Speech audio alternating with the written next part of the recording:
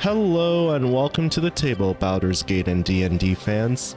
Have a seat, grab your favorite drink, and settle in for a unique modded character build request from a very special Twitch streamer friend of mine named Grumpus Goblin. And yes, this is going to be a build where we focus on both a modded class and race with the theme centered around goblins, specifically spells of summoning goblins into battle, supporting them in combat, and overwhelming your enemies with the sheer numbers of the goblin tide. I'll leave a link to her Twitch channel in the pinned comment below, as well as links to the modded race and classes. I will be guest starring on her Twitch channel Thursday, December 14th for her Twitch 3-year affiliate anniversary around 5 p.m. PST, discussing both of our journeys as content creators. Just like myself, she is an avid fan of Dungeons & Dragons, and I highly recommend giving her a follow to join in on some memorable RPG adventures with her. Now, let's get into more details of this character build, and side note, at the time of recording this, I am still getting over my cold, so my apologies if my voice sounds off from my previous videos. But this episode will be going through all 12 levels of the Goblinmancy Wizard Subclass. Credits to the mod author, Shy Guy, for putting the time and effort to really make this subclass stand out amongst the other wizard subclasses and truly making it as unique as possible. We'll also be showcasing the Whispers of the Fae Goblin Race mod. Credits to the mod author, Tripsidon, for taking the time and effort to get as close as possible to the actual tabletop goblin race. And yes, I know the whole idea of summoning goblins into battles seems wild and very overpowered. However, I would argue that the race is definitely lore friendly. As far as I remember, you can play as a goblin race in 5th edition D&D, and even though there isn't an official rules as written Goblinmancer class, this is by all means a class that is canon and is lore friendly to the D&D universe.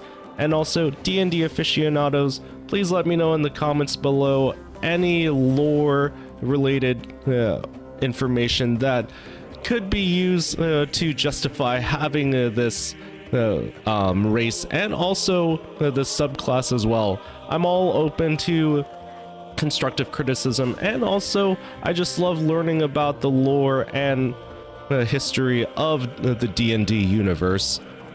Now, to quote the mod author on their description of the mod, "Summon goblins galore.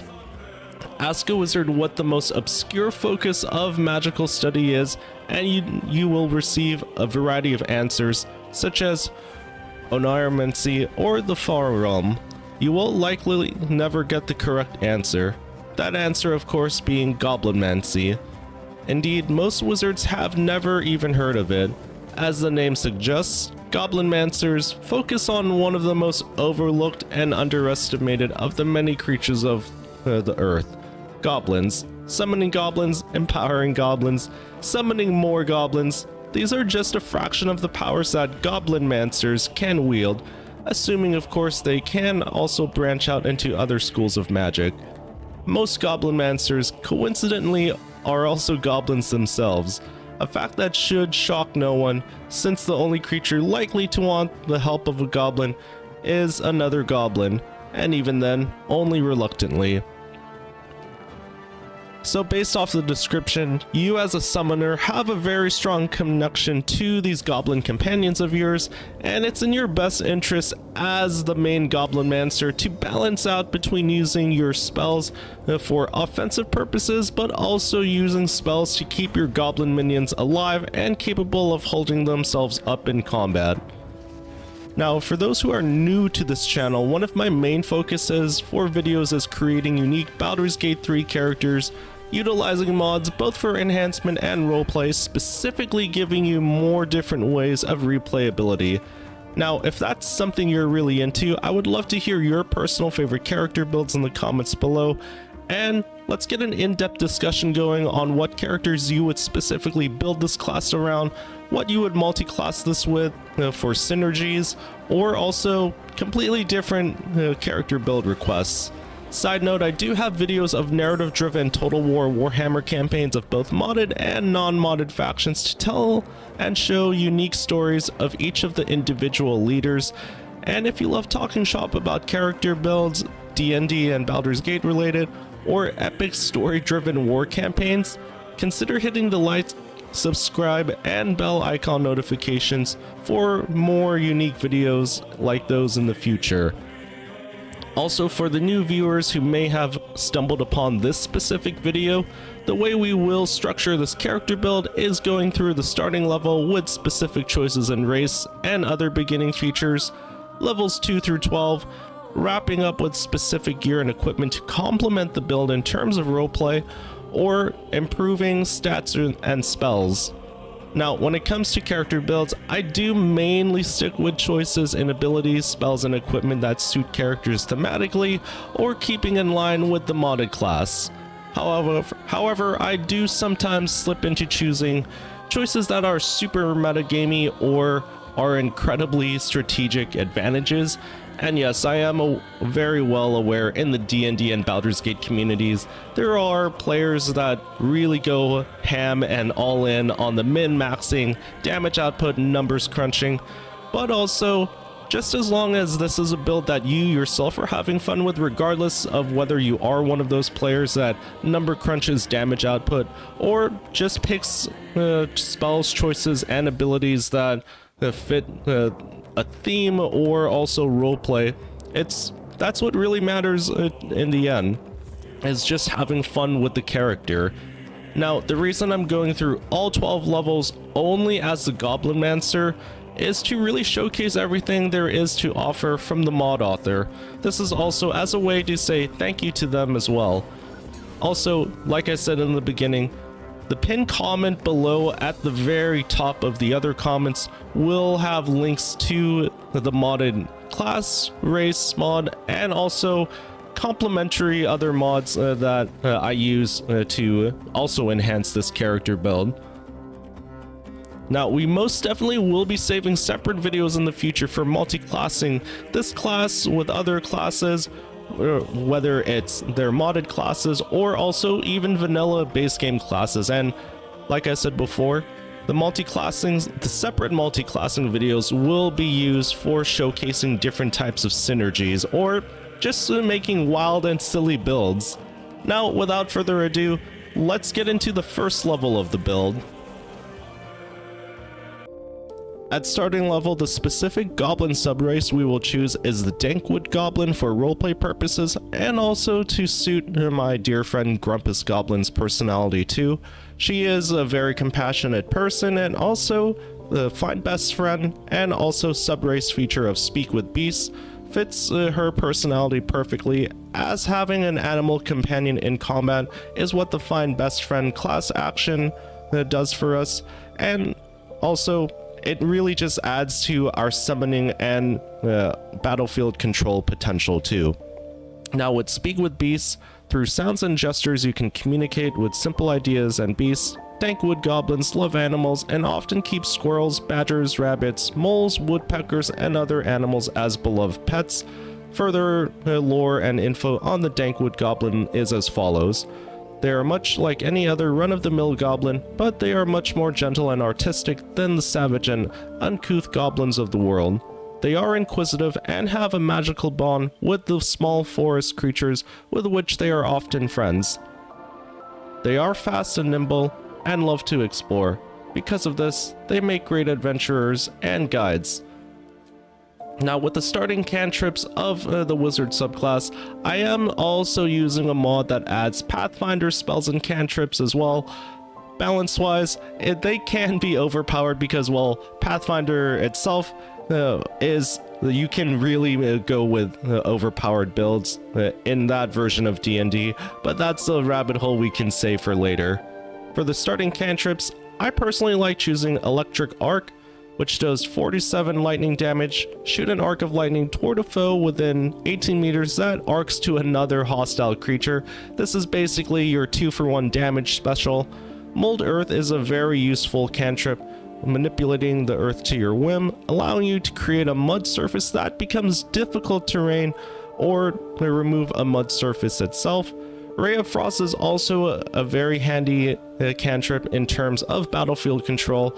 Not only will it do 1d8 cold damage, but it'll reduce the target's movement speed by 3 meters, allowing you a little bit extra breathing room to keep enemies at a distance, and also to stall for time.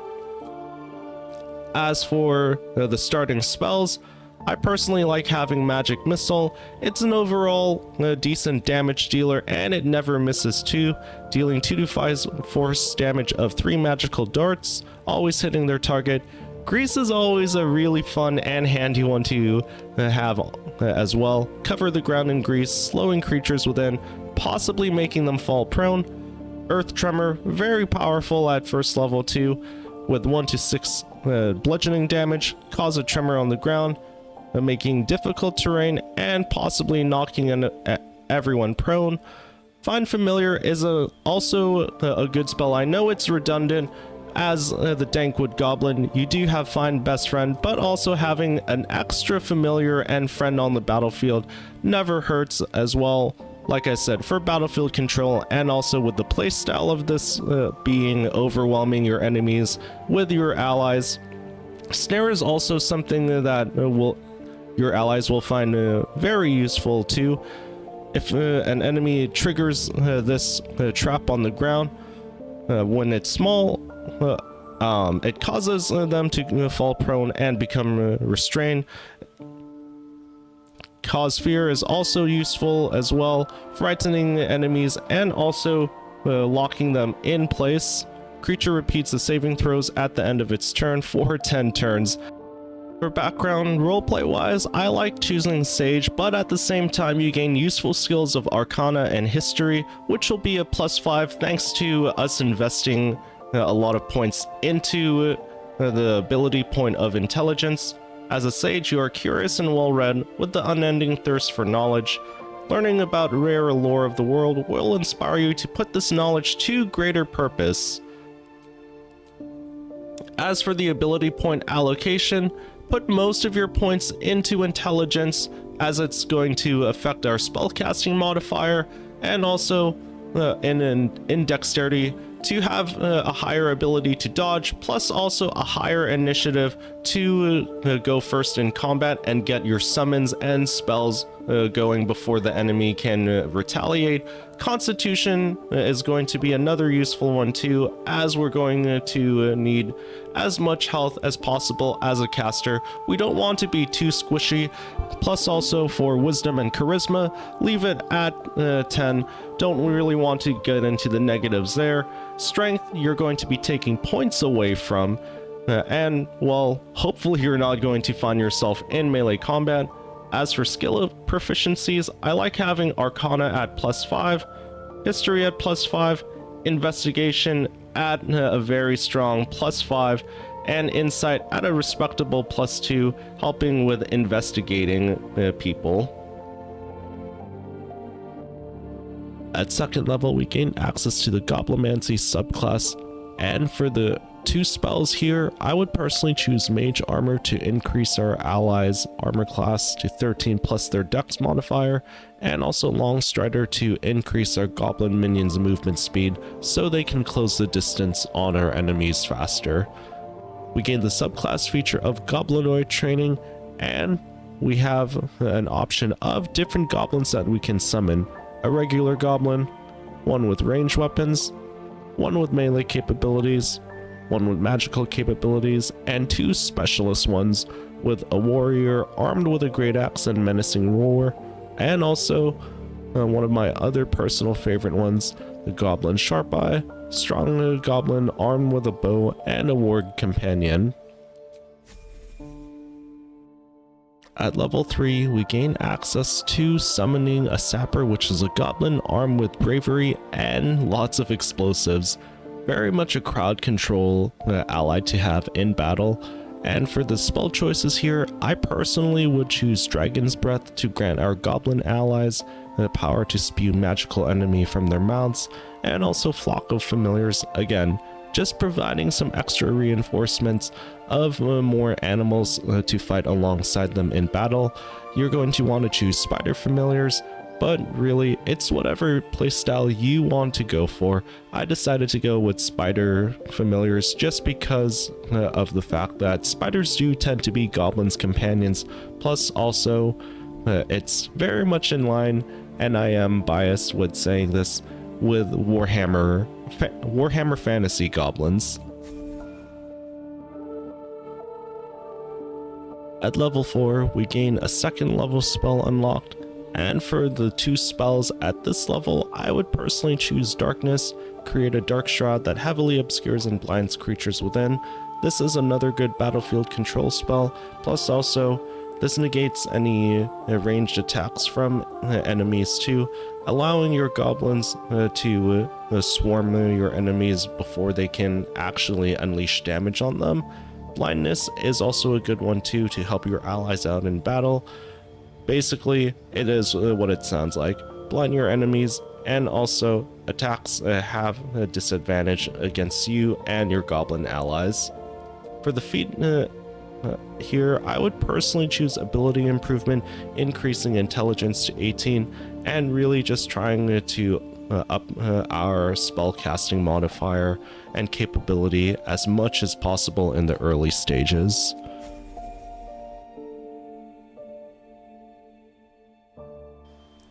At level 5, the spells I would personally choose here to help our goblin army out further would be Flame Arrows, dealing 1 to 6 fire damage, touch a ranged weapon held by a creature, causing up to 12 attacks with it to deal an extra 1 to 6 fire damage. The spell ends when the target has made the total number of applicable attacks with the affected ranged weapon, so make sure that when your ally does shoot their arrows, that most if not all of them hit, and also just make sure that you're arming the right ally with a decent amount of accuracy with this spell too. Haste is also going to be useful for our melee focus goblin allies. Target your ally to become hasten, gain an action, become faster, and gain +2 to armor class. When the condition does end though after 10 turns, our ally will become lethargic. At level 6, the spells I would choose here are Slow Time, target up to 6 creatures and slow them down. Movement and actions are affected and their AC and Dex saves are reduced by 2.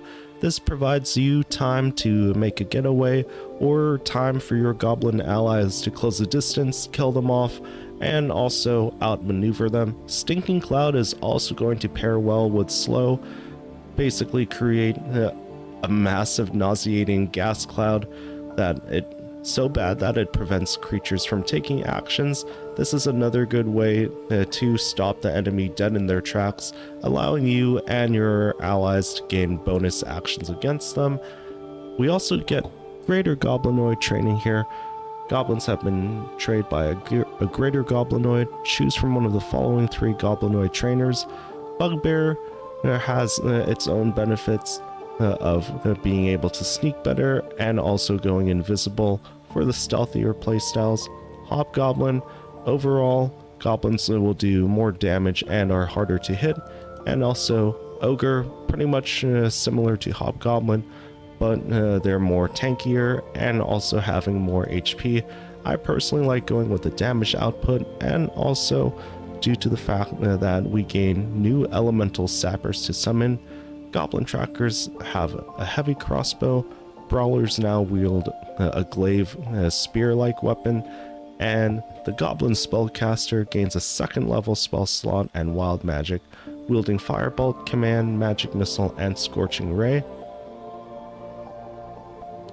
And these are the different kinds of sappers: acid sapper, ice sapper, poison sapper, and fire sapper.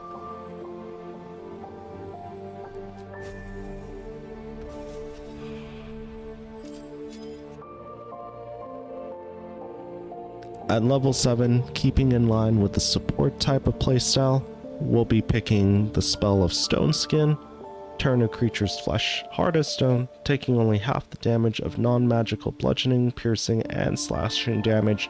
This is going to be used for one of our main summons as well, or you could possibly even use it on one of your ranged summons too, in order to make them more of like a tanky archer. But also, to help our allies out in battle, I like having Summon Elemental as a spell at this level. Basically, kind of similar to Flock of Familiars, providing some extra added support on the battlefield and another body to add to our little army, and essentially either acting as a distraction for enemies to focus their attacks on, while our goblins close the distance, do damage from afar or in melee range.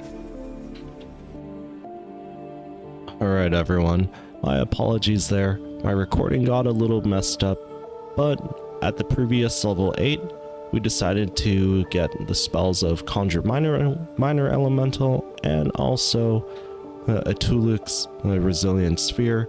These are interesting choices here, as Minor Elemental provides another ally on the battlefield for our goblins to fight alongside, and just adds to our growing list of more allies to drown our enemies out with.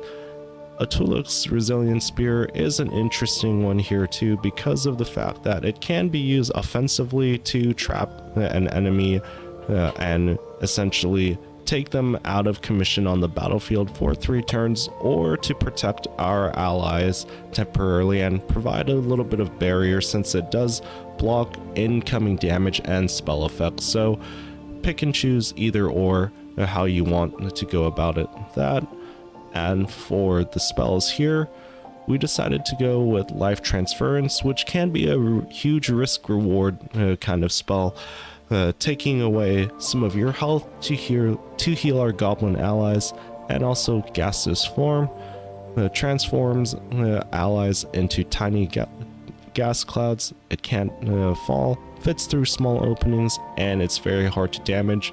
Also, at the previous level, I decided to pick the Meta Magic Adept feat, gaining 2 sorcery points to spend on meta magic features, of which I decided to go with Quicken Spell, which turns our action into a bonus action instead. So this would allow us to use 2 spells all in one go, and provides us advantage in action economy. The other one was extending the duration of effects of certain spells, which would be a very huge boon to all of our allies as well.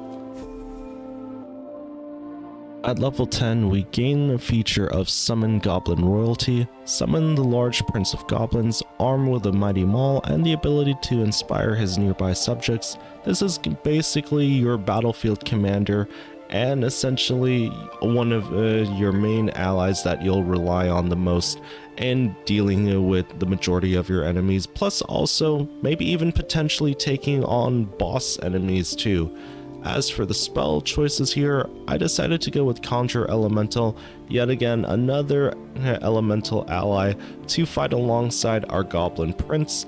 You could essentially justify this as this elemental being a bodyguard for your Goblin Prince, and also greater invisibility, which would be very useful for our Goblin Prince commander, turning them invisible and making sure that enemy attacks on our main ally have disadvantage.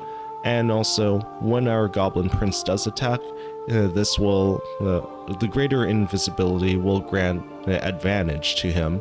So all 3 of these working in tandem together.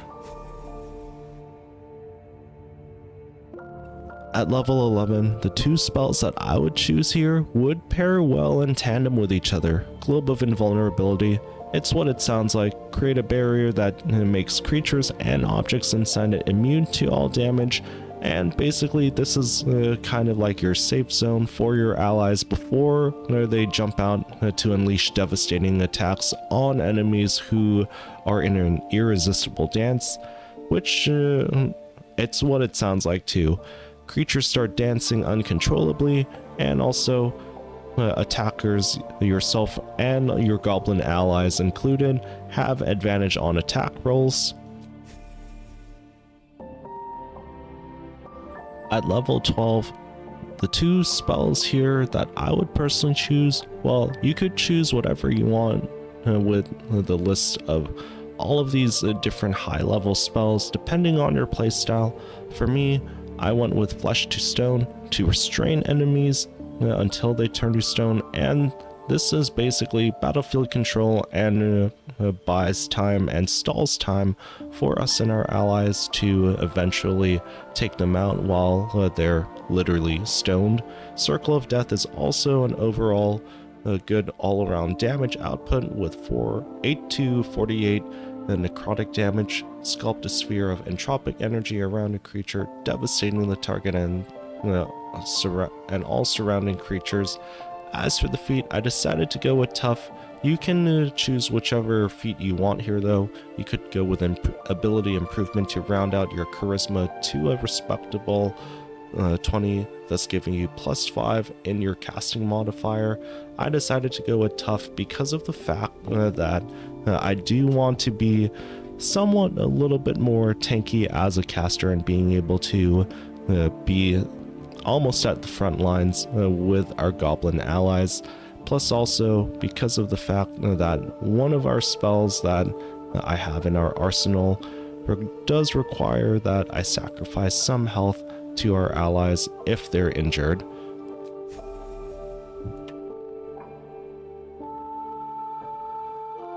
Now when it comes to equipment and weapon choices here, I decided to go with pieces that would really tailor well into a typical wizard, but also pairing well with our summoner type of playstyle.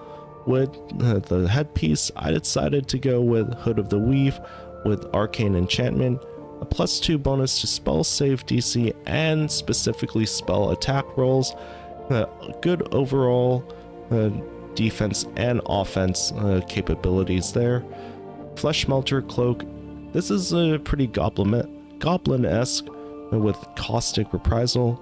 Whenever a creature deals melee damage to us and actually closes the distance, we actually dish back 1 to 4 acid damage, and this is kind of like literally us spitting back in the face of our opponents. Moon Devotion Robe is also a very good piece of our main quote-unquote armor with Saloon's Protection. While the wearer has mage armor, each successful saving throw causes the source of the saving throw to take 1 to 4 radiant damage, so this pairs well with the Flesh Meter. We're dealing back acid and radiant damage to our enemies. We gain the Produce Flame, Conjuration Cantrip, and Lunar Bulwark. Bathe ourselves in the shielding magic of Saloon's Watchful Gaze. Helldust Gloves are also a nice retaliatory piece of equipment too. +1 bonus to spell attack rolls and spell save DC, pairing well with Hood of the Weave. Infernal Touch also grants weapon attacks of 1 to 6 fire damage, unarmed strikes 1 to 6 necrotic damage, and possibly inflicting bleeding. Plus we gain the Ray of Fire cantrips, which is 9 to 54 fire damage for a cantrip. It does have to replenish though on short rest. Disintegrating Nightwalkers can't be entangled or ensnared and can't slip on grease or ice. We also gain the Misty Step conjuration spell of teleportation, so this is essentially our way of literally keeping light on our toes. Spellcrux Amulet, basically what it says, restore any spell slot and provides us with the more sustainability of magic on the battlefield.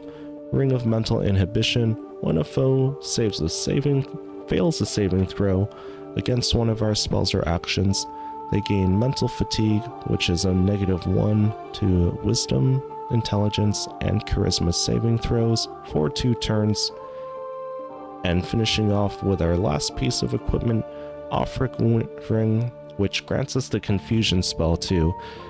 Basically, a major battlefield control spell. confuse a group of creatures, causing them to attack at random, wander around aimlessly, and occasionally skip turns in stupor for a total of 10 turns, and also essentially causing a lot of hysteria for our allies to take advantage of and dish out damage while they're trying to get their bearings. Staff of Spell Power is our quote-unquote main weapon here of 3 to 15 bludgeoning and fire damage. Gain a +1 bonus to spell save DC and attack rolls, again pairing really well with Hood of the Weave and Hell Dust Gloves. Arcane Battery also alleviates the arcane burden of spellcasting with the power of this staff. The next spell you cast doesn't cost a spell slot, again pairing pretty well with spell restoration here. And also, just overall, that's kind of our equipment of our Battle Mage slash Goblinmancer Mage 2. Let me know if you would choose different pieces of equipment though, or have found other different synergies too. Alright friends, that has been my special showcase of the Goblimancer. Let me know in the comments if you agree or disagree with my choices on leveling or equipment and weapons, and also if you disagree, I'd love to hear what you would choose for your choices when it comes to the equipment, spells, or overall features too. And also, if you have a preference on the specific summons that this class has to offer, which goblin would you want to use the most of or fits your personal playstyle, and also especially with the goblin trainer too, if you would choose either the ogre or any of the different ones, or the same ones as myself. And for all of the new and returning viewers, if you've watched this far into the video, I do genuinely thank you for taking the time to see everything that this class has to offer, and I would love to have you all join me on more character and class build videos in the future too.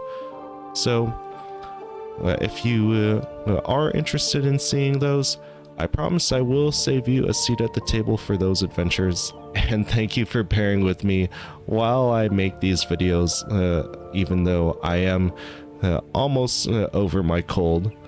But until then friends, take care and farewell, and I'll save you a seat at the table for those next adventures.